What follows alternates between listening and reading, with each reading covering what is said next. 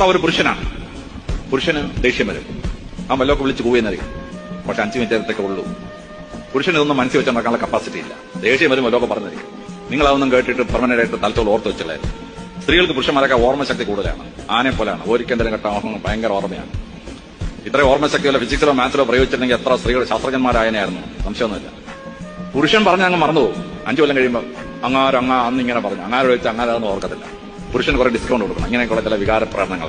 ശോഭിച്ച് നിൽക്കുന്ന ഒരു പുരുഷനെ ശാന്തനാക്കാൻ ഭാര്യയ്ക്ക് മാത്രമേ കഴിയൂ.